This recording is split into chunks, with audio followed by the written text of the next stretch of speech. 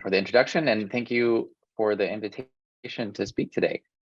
Really excited to share with you a news story that we've been working on over the last few years and get your thoughts and about how it might be applied and potential ways to use systematic approaches to connect variants to function for coronary disease. So over the last 15 or so years, human genetic studies have been highly productive, and we now have hundreds of thousands of associations between particular genetic loci and common diseases and complex traits. So, for example, for coronary artery disease, there are over 300 GWAS signals, each of which point to some region of the genome that influences disease risk in people. And these provide a great opportunity for learning about mechanisms of disease if we can connect each of these variants to the genes, cell types, programs that they regulate in order to influence disease risk. Just some of the examples in the context of coronary artery disease are shown here, where, for example, Karen Musunuru and Dan Rader and colleagues dissected the function of a particular non-coding variant and found that it acts in a hepatocyte-specific enhancer to regulate a gene called SORT1, which they discovered plays an important role in LDL cholesterol metabolism. There are many other individual cases, not many, there are a handful of other individual cases where, as a community, folks have been able to wrestle particular variants to the ground and figure out exactly what they do. But this is often a long and challenging process. Each of these stories has taken maybe 5 or 10 years to fully prosecute and figure out the gene, cell type, variant, and program. And we now have, with this increasing rate of genetic discovery, many thousands of additional GWAS signals to solve. And so we've been thinking about, can we design strategies to dramatically accelerate this process? Of course, it is very challenging. At each of these layers, there are many possibilities and the networks are complex. So for any given GWAS signal, for example, there might be 50 or sometimes more variants in linkage disequilibrium with one another. We know that one of those is associated with disease, but we don't know which one or ones are causal. Most of the variants are non-coding, so they can regulate genes over long distances. And that means that each locus might have 10 or even 50 candidate genes. Most of these complex traits involve contributions from multiple cell types. So for coronary disease, for example, there are important contributions from the liver and hepatocytes that control cholesterol metabolism, but also from vascular cells in the heart, including endothelial cells and vascular muscle cells. And we don't know for any given locus which of those cell types it acts in. And then we also don't know in each of those cell types what are the possible programs that cell could execute. What are the different things that a given cell can do, and how do particular genes control each of those programs in a cell type specific manner? So this is just for one locus. And we now have hundreds of loci for any given disease. So one of the tricks that we thought we could try, and one particular hypothesis in the field that's been observed in the context of other diseases, is that if we look across different GWAS loci for a given trait, that perhaps there will be certain points of convergence. In particular, we imagine that there are many variants out of these 300 for coronary disease that act in hepatocytes, and another subset act in endothelial cells, and another subset act in smooth muscle cells, and that perhaps those variants in each of those cell types will converge to regulate certain programs within that cell type. So if we were to be able to define each of these layers systematically, we might be able to then take advantage of the fact that we have hundreds of associations and use that statistical signal of convergence on particular programs to be able to navigate this complex maze. So this is the talk I'm going to share today is about trying to execute on that strategy. Could we systematically build a map of human gene regulation in a particular cell type to link variants to genes? Could we systematically build a catalog of gene programs or cellular programs to be able to link genes to the cellular pathways that they control? And then could we trace this path from variant to gene to program from each of the different GWAS loci and look for convergence or enrichment in particular programs? And that gives us a clue as to the causal genes in each locus and the variants and cell types that are relevant. So this is a project that has been a wonderful collaboration with Raj Gupta, who's an assistant professor at Harvard Medical School and the Brigham and Women's Hospital, who's a cardiologist and an expert in the role of endothelial cells in coronary disease. His lab has previously studied some individual variants for coronary disease, for example, linking a non-coding variant that regulates a gene called endothelin-1, and showed an important role for one of the genes out of these 300 different GWAS signals for coronary disease. This is a project that's been led by Gavin Schnitzler, a senior research scientist in my and Raj's labs at the Broad, and by Helen Kang, who's a computational associate here at Stanford. So we wanted to focus on the role of endothelial cells, which again are one of the key cell types in the blood vessel, play an important initiating role in atherosclerosis. There are 200 non-lipid GWAS signals for coronary disease that I'm going to focus on today. So the other about 100 signals are associated with LDL cholesterol or triglycerides or lipoprotein A, and so are assumed to act in the liver and through direct roles in hepatocytes, for example. So the question we want to answer is, out of these 200 non-lipid GWAS signals, which are the variants, genes, and programs that act to influence coronary disease risk? Okay, so let's take the first step of this variant to gene to program framework and see if we can systematically link non-coding variants to their target genes. I'm going to spend a little bit of time on this since this has been a big focus of our previous work. Essentially, we've been, for maybe 6 or 7 years now, we've been thinking about this problem of, could we build a comprehensive map of the non-coding genome such that we could link any given non-coding variant to the genes that it controls in a cell type specific manner? We think that a large fraction of these non-coding variants are going to affect elements called enhancers, which activate nearby genes, can act over long distances. And when we started thinking about this problem 6 or 7 years ago, it wasn't clear how we could possibly build this genome-wide map. We did know that there were a few possible mechanisms by which enhancers might act and find the target genes in any given cell type.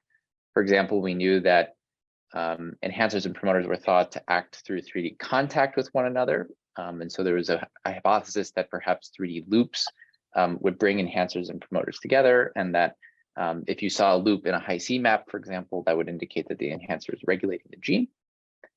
There is also proposals in the field that enhancers and promoters might bind specific transcription factors, and that provide specificity in a sort of lock and key like manner. So maybe this promoter can only be activated by enhancers with a certain type of transcription factor.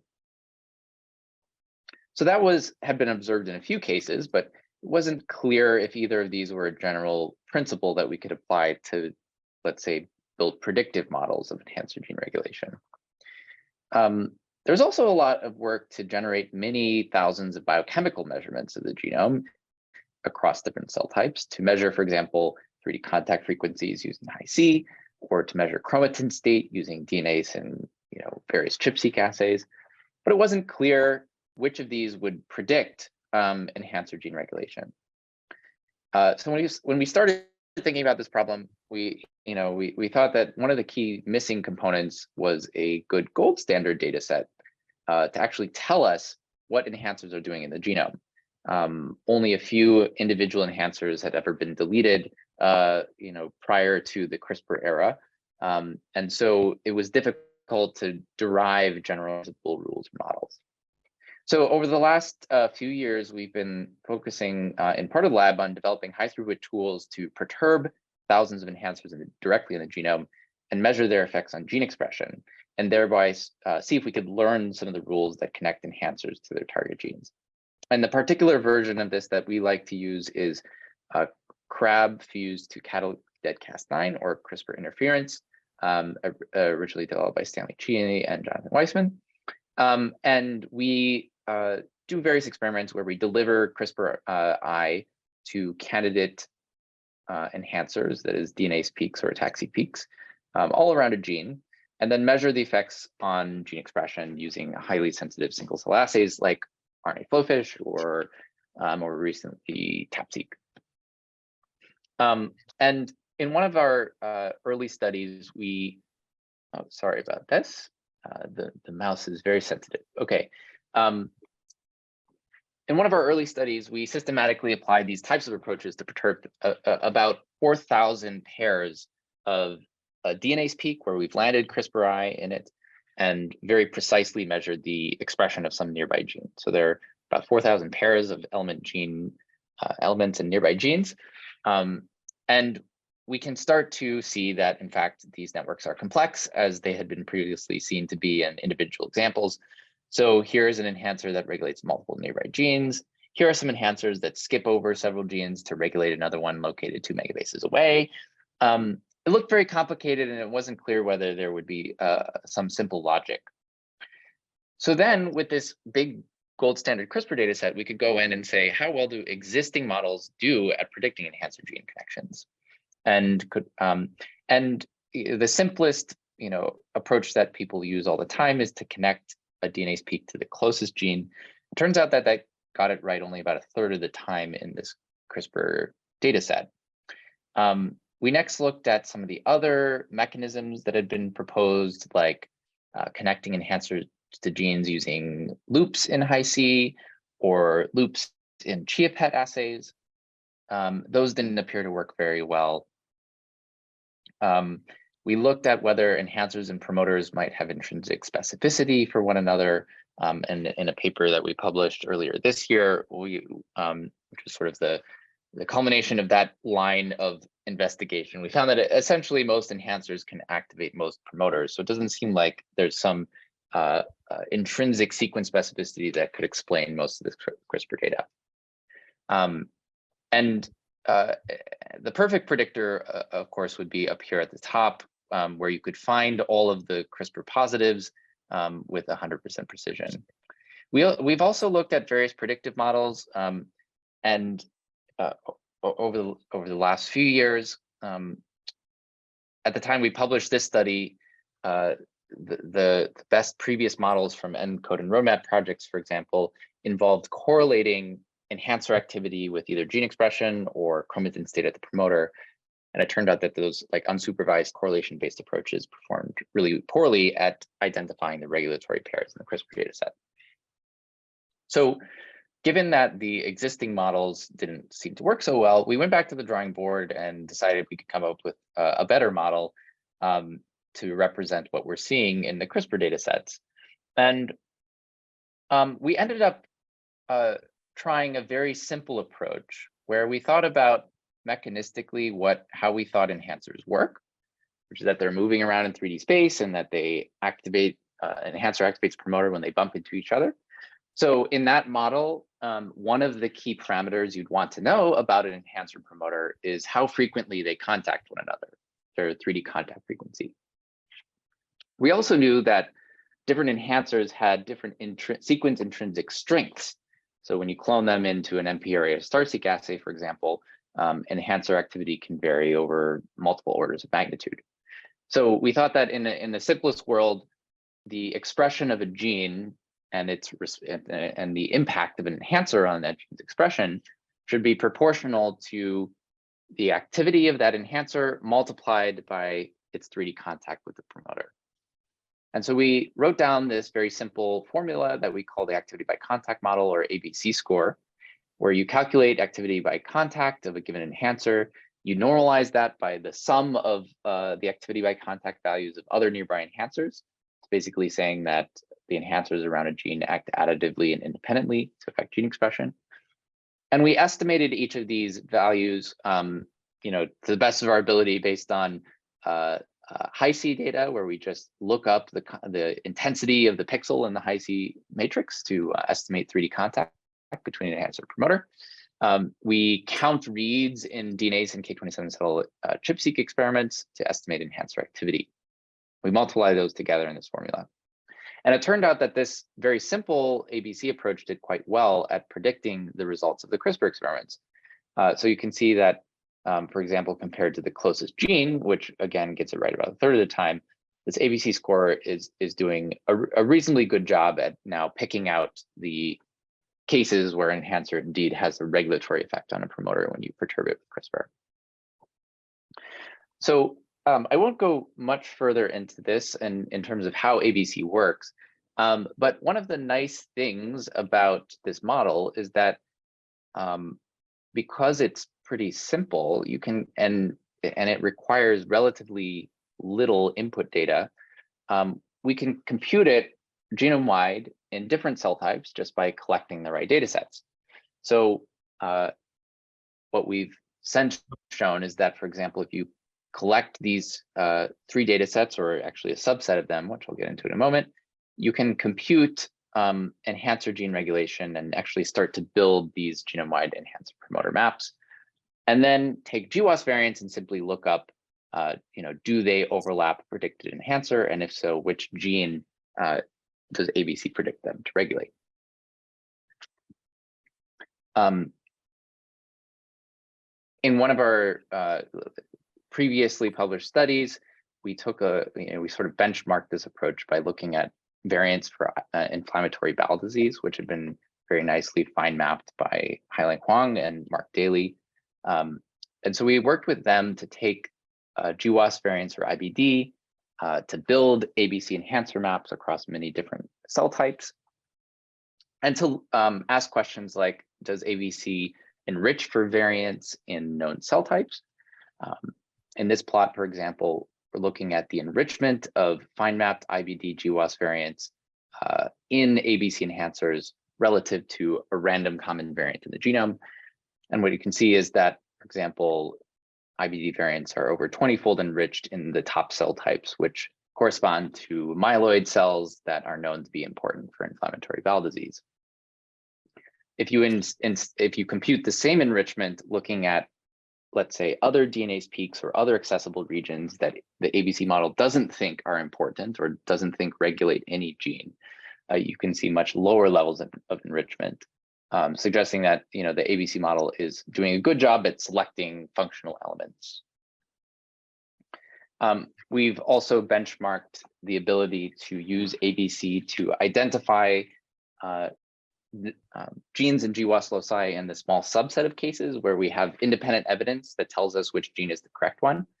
So for example, for inflammatory bowel disease, there are 37 GWAS signals where there's exactly one known gene within a megabase that's known through mouse models or rare human coding variants that provide independent evidence about which gene is the right one. And what we can see is that ABC is doing a pretty good job at identifying those genes with high precision. It has lower recall than simply assigning a GWAS signal to the closest gene, but we think that's because ABC is essentially trying to solve a harder problem in that it's trying to identify not only the target gene, but also the cell type. And in this particular analysis, we only have about half of the cell types that are known to be important for IBD. So overall, we think that this method provides a pretty good way to link non-coding variants to candidate target genes and cell types. As compared to EQTL approaches, the advantage is that we can more easily apply it across many different cell types. Minimally, at this point, we'd like DNA-seq in a given cell type in order to make the prediction. And we actually use cell type, an average Hi-C map across different cell types, which performs pretty well. And so practically, in some of our recent work, we've been working with the ENCODE consortium to build ABC maps in 350 different cell types in which the STAM lab has collected DNA-seq. And it provides us a way to link enhancers to genes systematically without having to go in and collect hundreds of RNA-seq data sets per cell type in order to compute EQTLs, for example. So just to, that's all I'm going to say about ABC at this point. There are a few papers we've pointed out throughout the section for more about that. But for the purposes of today's talk, what we did in order to link variants to genes in endothelial cells is we used this ABC model, as I just described. We're looking at an endothelial cell model in vitro, which are telomerase immortalized human aortic endothelial cells that we stimulate in various ways with atherogenic stimuli. And we collected ATAC-seq and K27 cell ChIP-seq in each of those different conditions. Use the average high-C map across cell types. So we're not collecting high-C in this specific cell type. We're using high-C data from other human cell types, which capture the main features of 3D contact frequencies. We plug that into the ABC model and we get genome-wide enhancer maps in this particular endothelial cell line. We can confirm that this cell line seems to be a reasonable model for studying variants for coronary disease by computing heritability enrichment in ABC enhancers. And so we see that ABC enhancers in this cell line are about 12-fold enriched for coronary disease heritability. Okay, so that's the first step, building a gene regulation map to link variants to genes in endothelial cells. I'm going to talk about the next step where we wanted to build a catalog of gene programs. And this is one where that was a bit trickier. Ideally, we want to be able to answer in a general way which genes regulate which cellular processes in a given cell type.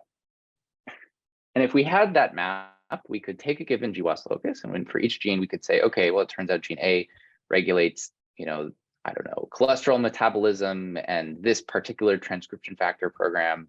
Gene C regulates cell division or actin cytoskeleton, and start to use that to be able to systematically trace this path from variant to gene to program.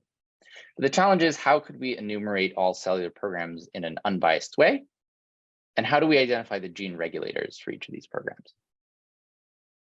So when we were starting to think about this project, our colleagues at the Broad Institute in the Regib Lab had just developed an approach called Perturb-seq, which involves delivering CRISPR guides into cells and then using single-cell RNA-seq to read out the effect on the whole transcriptome. And we thought in theory this could be a good way to build a map of gene programs because one, it has a high content readout. So you get to see what happens when you perturb a gene to the expression of all other genes in the genome, from which you can extract information about what the cell is doing. It was also, in theory, high throughput in that you could perturb many hundreds of genes. And at the time when we were thinking about this, it seemed feasible to do a few thousand genes. And it would allow us to directly link potentially every gene in every GWAS locus to the downstream programs they control. So we designed an experiment where we took the 300 coronary disease GWAS signals. We designed CRISPR-I guides targeting the promoter of all genes within 500 kilobases of the lead variant. In total, that was about 1,600 genes, and then we added another 600 genes as controls. We infect this immortalized endothelial cell line with guide RNAs so that each cell has approximately one guide. We collected a lot of single-cell RNA-seq data in this analysis I'll share with you today. We're looking at a total of 37,000 guide RNAs each and 214,000 single cells. Each gene that we targeted, we're seeing that gene knocked down in about 90 cells. Then we take this big high-dimensional data set and we summarize and sort of project it into a lower dimensional space in order to define gene programs. So we take this 20,000 gene by 200,000 cell matrix, apply non-negative matrix factorization to find groups of genes that co-vary in response to perturbations. We then annotate those components or programs that are extracted from non-negative matrix factorization and use that to build a catalog of gene programs and regulators. So I'm going to show you an example of what this looks like. Here's an example where we targeted a gene called HMGCR, or HMG-CoA reductase, which is known to play a really important role in cholesterol metabolism. It's also the target of statins. So if we look in this case, there are 159 single cells that carry guides targeting HMGCR. And if you, and it looks like we have about 60% knockdown of HMGCR itself, which indicates that CRISPR-I is working properly. We're comparing that to about 6,000 cells carrying negative control guides. If we then apply this NMF approach and look at each of the components from NMF and say, does HMGCR knockdown significantly regulate any of these 50 different components, we find that it actually does regulate 6 of them. And if we zoom in on each of those and start annotating them, we can take, for example, this one, program 19, arbitrary number, and look at, for example, the other genes whose perturbation regulates this program, which includes not only HMGCR, but also other genes in the cholesterol biosynthesis pathway. So this essentially says that when you knock down any of these genes, the expression of this program goes up. And if we look at the downstream genes or co-regulated genes in the program, we see that they're strongly enriched for being involved in the cholesterol biosynthesis pathway, and their promoters are enriched for motifs for a transcription factor called NFY, which is a factor that's known to control the expression of a bunch of cholesterol biosynthesis enzymes. So essentially, we can take this program and assign it a label. In this case, we'll call it cholesterol biosynthesis, and call this a particular gene expression program that we've been able to learn de novo from the Perturb-seq data. And the effect of HMGCR on the expression of this program is consistent with a known feedback loop where HMGCR regulates the expression of cholesterol biosynthesis genes.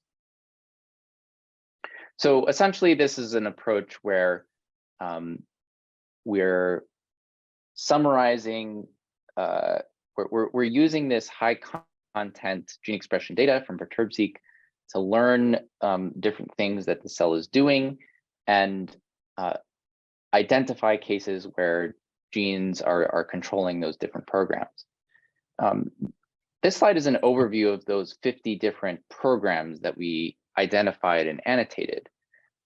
Beyond cholesterol metabolism, there are many different gene expression programs that correspond to different housekeeping processes, including, for example, programs involved in oxidative phosphorylation, or in different phases of the cell cycle, or in ER translation or the cytoskeleton. But we also found many programs that appeared to represent interesting endothelial cell functions. So there's a program that involves many genes involved in wound healing, in angiogenesis, in particular the tip cell that at the front of the growing blood vessel. There's also a cell state or program that appears to include many genes involved in the stalk cell phenotype, which is like the cells behind the tip cell in angiogenesis. So these are, again, endothelial cells in a dish, in an unnatural condition. They're not interacting with vascular smooth muscle cells, and they're not experiencing blood flow like they normally would in a tissue. But if you knock down the right gene, you can trigger all sorts of interesting transcriptional responses that seem to reflect known important functions of endothelial cells. So altogether, now we have this catalog of gene programs in endothelial cells and specific genes that regulate them. So now we can go back to our GWAS data and start to combine this map of enhancer gene connections and gene to program connections and trace the path from variant to gene program in particular loci. So here's an example of a coronary disease locus where we didn't know the causal gene. Out of the strongest signals in the region, there's one particular variant that overlaps an endothelial cell specific attack-seq peak. ABC thinks that this enhancer might regulate two nearby genes, which is actually quite common. Enhancers, even in our CRISPR experiments, often regulate multiple genes. And so this layer of enhancer to gene mapping usually doesn't give you the right answer by itself. So now we can combine it with the gene to program information where we've knocked down each of these genes in Perturb-seq, and we can say, okay, well, what does each of them do to the transcriptome? And it turns out of these genes, there's only one in the locus that has an effect when you perturb it in CRISPR-I in this cell line. It's this gene here called TNRD1, whose perturbation significantly affects the expression of 6 different gene expression programs.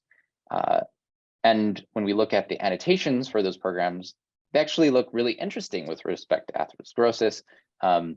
There includes gene programs involved in flow response, in angiogenesis, in focal adhesions, many of which are processes that have been associated with atherosclerosis in the past. But of course, this could just be by chance. It turns out that in almost every GWAS locus, there's one or more genes that when you knock them down have some function. And so what we'd really like to know is, do other genes also affect these same transcriptional programs? And can we look for enrichment in particular programs in order to figure out which of these cases are interesting and which might be just happening by chance? So we can take the 228 non-lipid coronary disease GWAS signals. We can connect various genes with ABC, genes to programs with Perturb-seq.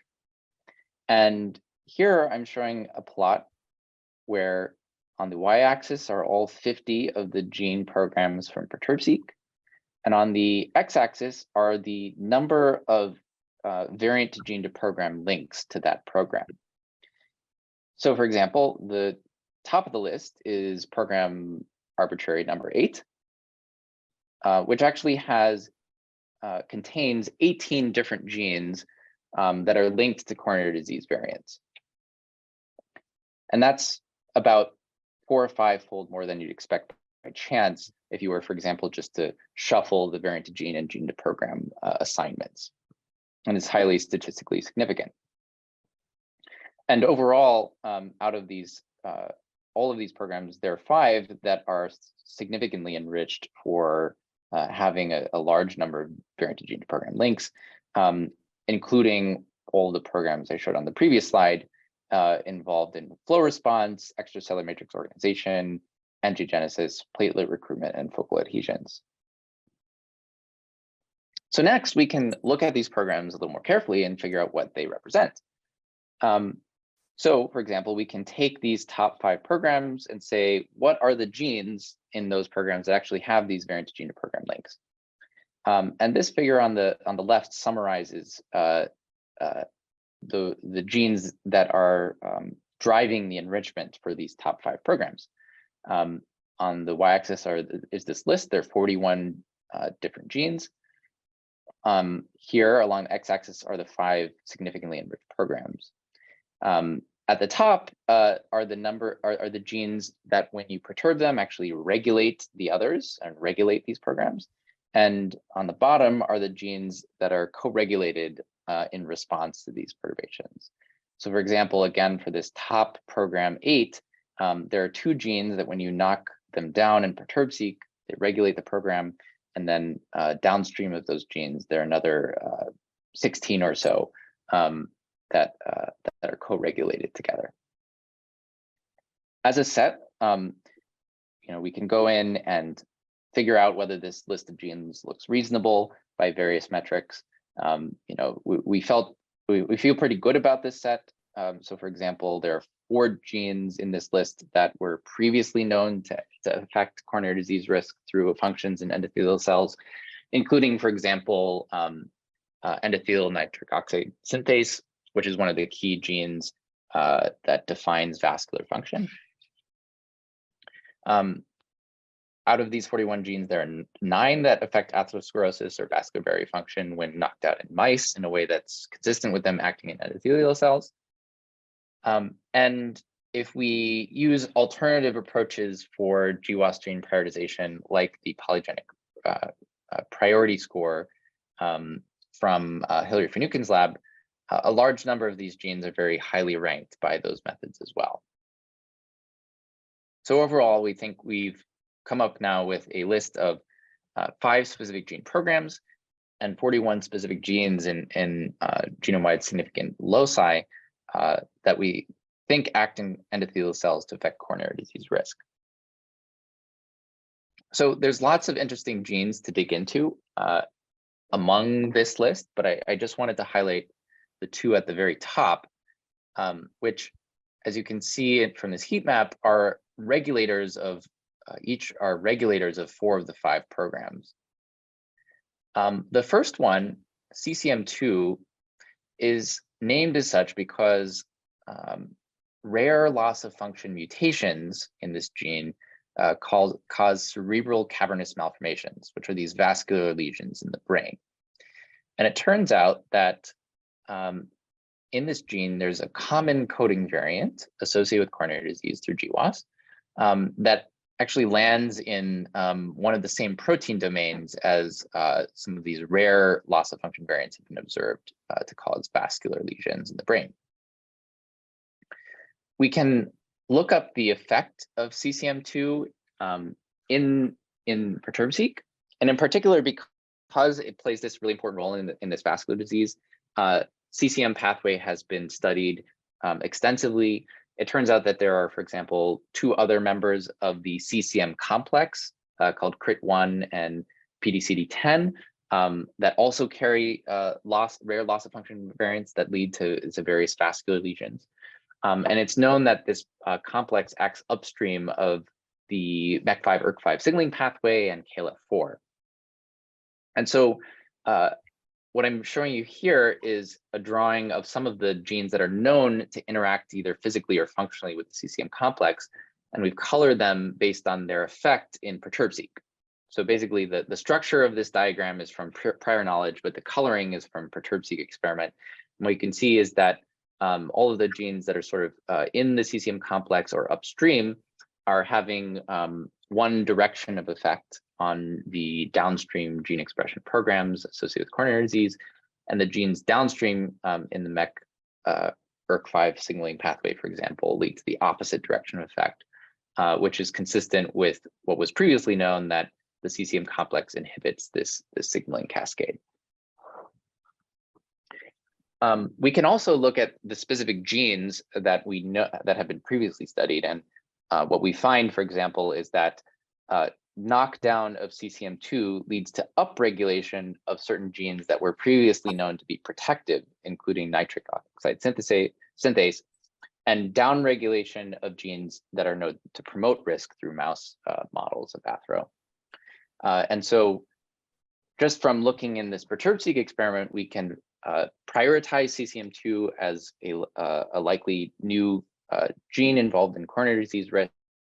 We can also trace its role in this transcriptional pathway, and we can assign it a putative direction of effect. And in particular, we think that this missense variant likely inhibits CCM2 function, and that inhibition of the CCM complex function is actually protective for coronary disease.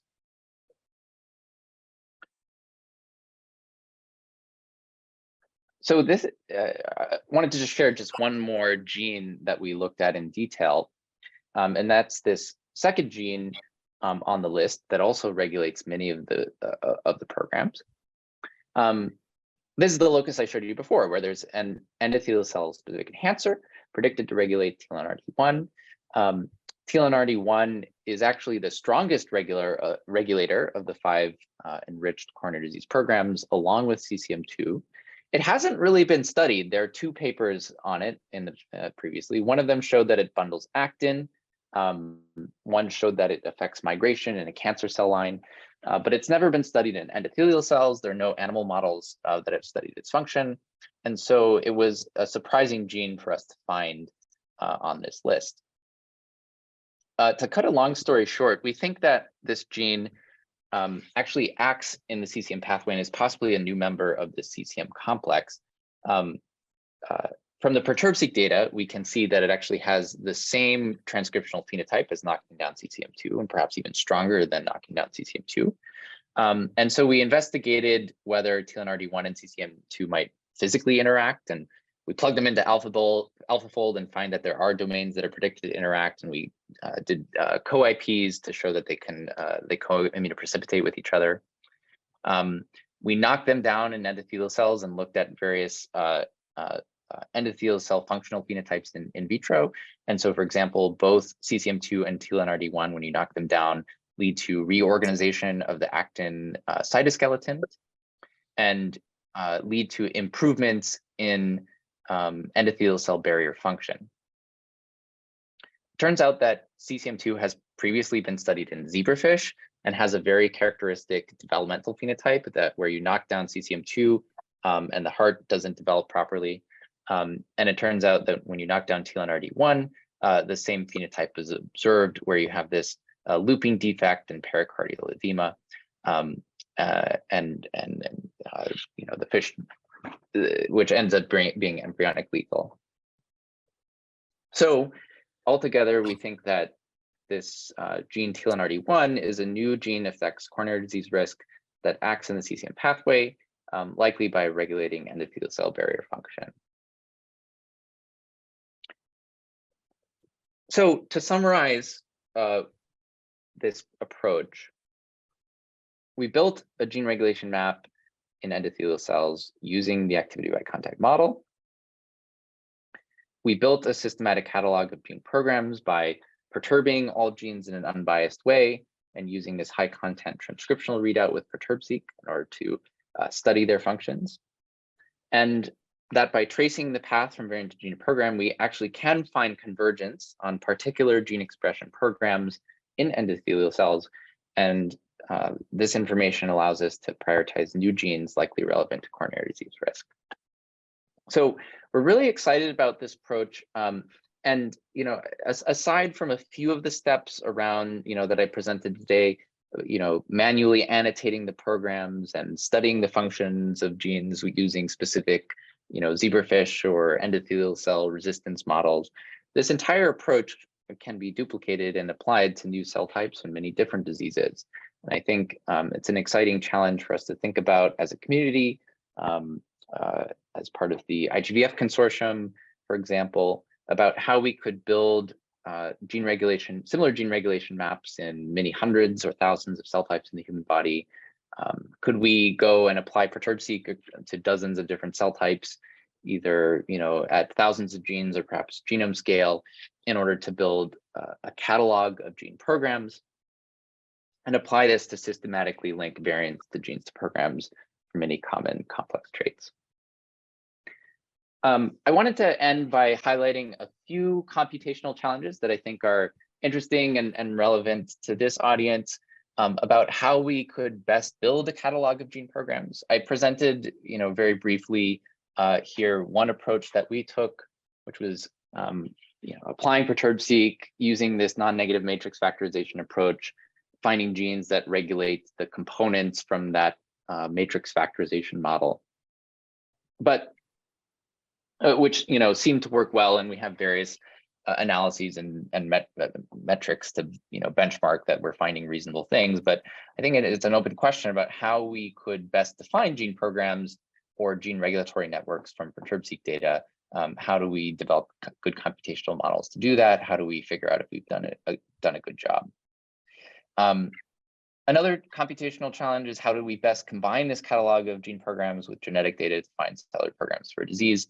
We've we do think that combining both variant to gene information and gene to program information is essential. We and several other recent studies have shown that. But exactly the best methodological way to do that, I think, is an open area to explore. And then finally, I think a bigger challenge is, we can do Perturb-seq in vitro, we can do Perturb-seq in mice in vivo, but ultimately what we want to know is what genes do in human cell types in a tissue, for example, during the process of atherosclerosis. And we're not going to be able to go in and do Perturb-seq, in the exactly right cell type. So how can we take the data that we obtain from Perturb-seq or from massive single cell atlases and start to make causal inferences about what genes do in cell types in their native conditions? I think one framing of this challenge for the field is, could we build models to predict the effect of a gene perturbation on the transcriptome in any new cell type, given just single cell RNA and ATAC-seq in that cell type? So I think those are some of the interesting computational challenges that I think would be fun to think about together.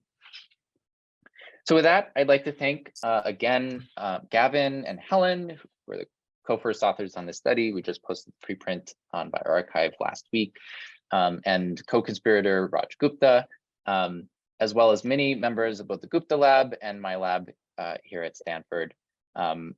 Thanks so much for the invitation and the opportunity to speak today, and I'm happy to take any questions.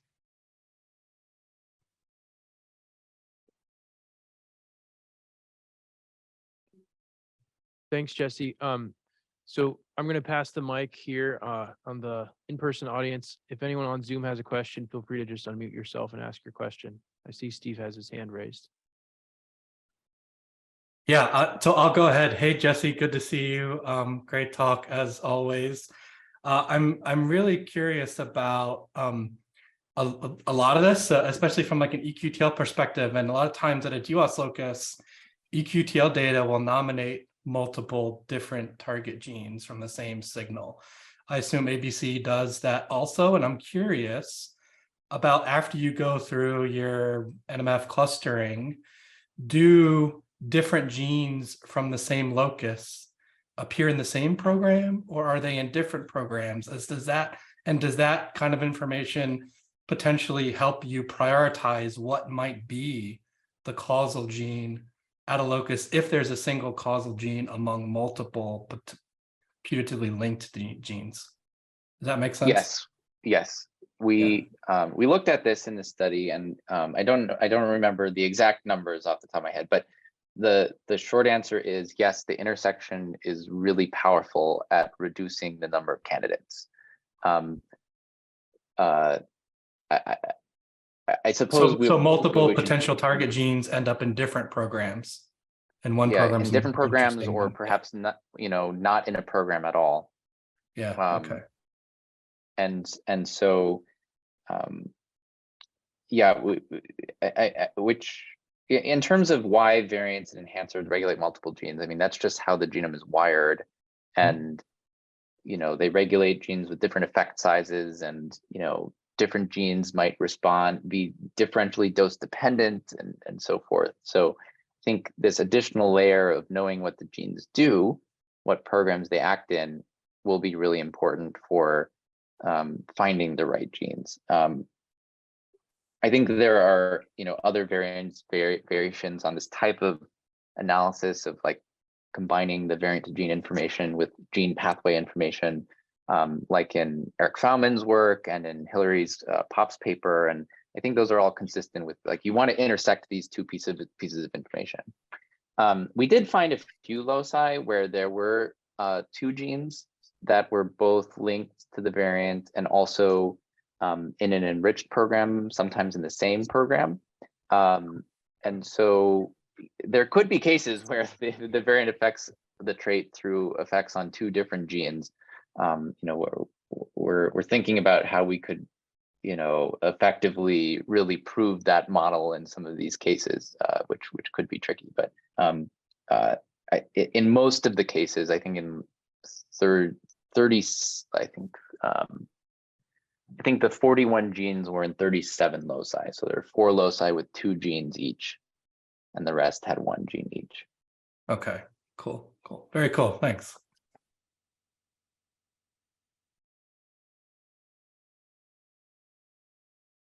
I have a question on your hypothesis on convergence to the pathway from SNP to gene. So how strongly accurate this hypothesis of convergence? And you map SNP to gene, but within a gene you have multiple SNPs. Some could be protective, some could be risk. So why you need to map to the gene? Why don't you operate at the SNP level? Yeah, so so for the second question about why map to the gene, so in most of these GWAS loci, at least for coronary disease, there's a single variant associated with disease risk, at least for coronary disease risk. And the question is, one of the key questions that we want to know is like which gene is regulated. And so we want to map to the gene because we want to find the gene in parts. But it's true that in many cases, like for example, in the example of the CCM2 gene that I showed, there are different types of variants that lead to different effects on diseases on different diseases. So you do need to understand and operate at the variant level to some extent to figure out how dramatically or in which cell types does each variant affect the expression of the gene. So there's certainly a layer of complexity in terms of the direction of effective variants and the extent to which there might be multiple GWAS variants in independent signals in a given locus that we have not considered here.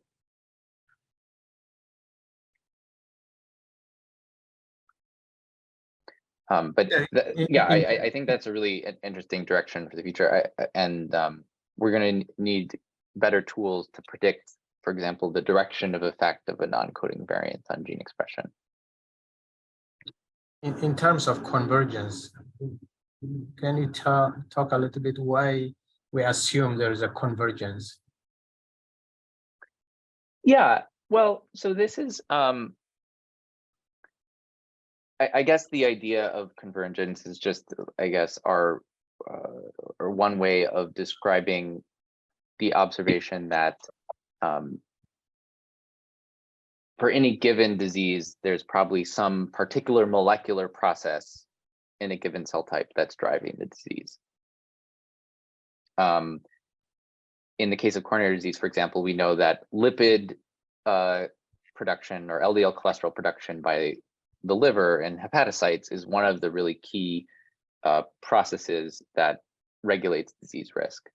And if you look at the different GWAS variants that are discovered for this highly polygenic trait, it turns out that many of them end up regulating cholesterol biosynthesis in various ways. So, and this is seen in many different complex traits, that there's convergence onto some particular pathway within a cell type. And so that's the signature that we're looking for, except that we don't know what those pathways would be in general, and we want to try to find those in some systematic way. Thank you. Thanks for your question.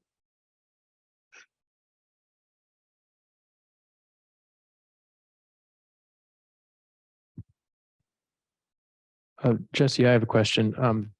This is kind of a technical question about Perturb-seq. So Perturb-seq reads out the identity of the perturbation in a cell by sequencing the guide RNA. But I wonder, is it ever important to try to determine if the gene was actually knocked down in that cell, aside from the identity of the guide? Yes, so this is an important technical consideration for Perturb-seq that I don't think the community has a great solution for yet. In general, different guide RNAs for a given gene have varying efficiencies in CRISPR-I. And so we're assuming in this particular study, for example, we have 15 different guide RNAs per promoter, in part because it's hard to predict which ones will work well. So we want to make sure to sort of hedge our bets and make sure that there are at least some that work well. Many of them will work to varying degrees, between 20% knockdown to 80% knockdown. And so in our particular analysis, we're just averaging over all of those effects because it's actually quite difficult at the level of any single cell to determine what the knockdown is because of the, you don't get enough coverage of the target gene in order to actually assess that at the level of a single cell.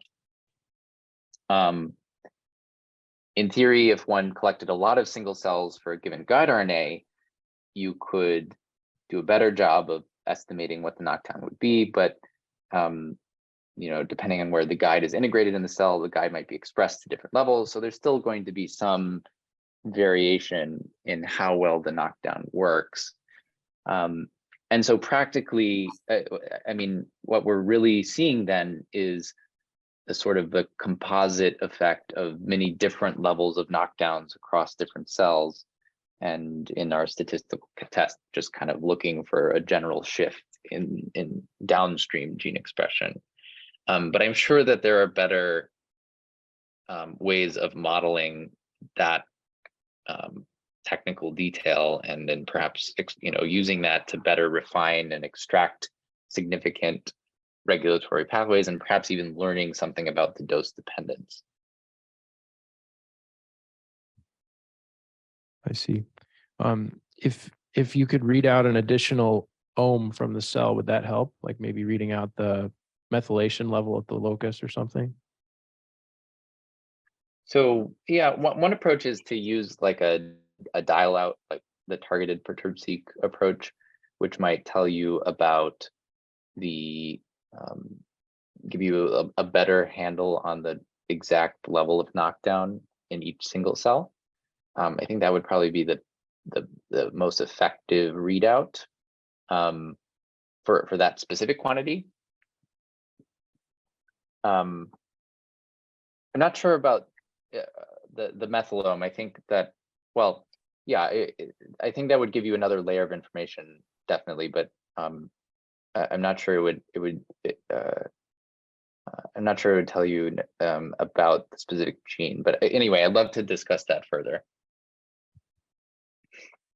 Great, thanks.